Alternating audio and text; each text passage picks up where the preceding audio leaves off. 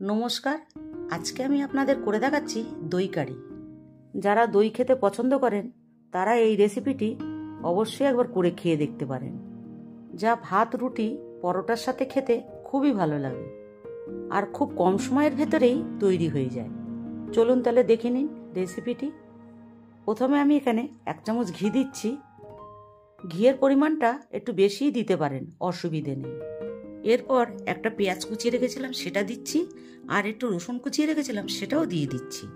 পেঁয়াজ রসুনটা একটু ছোট ছোট করে কুচাবেন। আর কাশ্মীরি লঙ্কার গুঁড়ো দিচ্ছি, হলুদ গুঁড়ো দিচ্ছি, আর একটু লঙ্কার গুঁড়ো দিচ্ছি, আর একটু জিরে দিয়ে এটা আমি ভালো করে ভেজে নেব।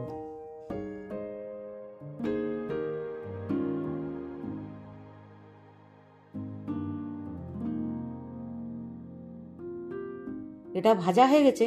এরপর আমি গ্যাসটাকে বন্ধ করে দিচ্ছি। 1 বাটি টক দই ভালো করে ফেটে রেখেছিলাম সেটা দিয়ে দিচ্ছি। দইটা দিয়ে আমি ভালো করে মিশিয়ে নেব।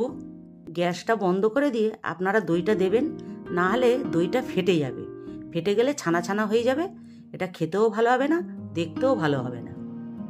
এরপর আমি পরিমাণ মতো লবণ দিচ্ছি, আর একটু চিনি দিচ্ছি, আর ধনেপাতা ছড়িয়ে দিয়ে আমি নামিয়ে দেব।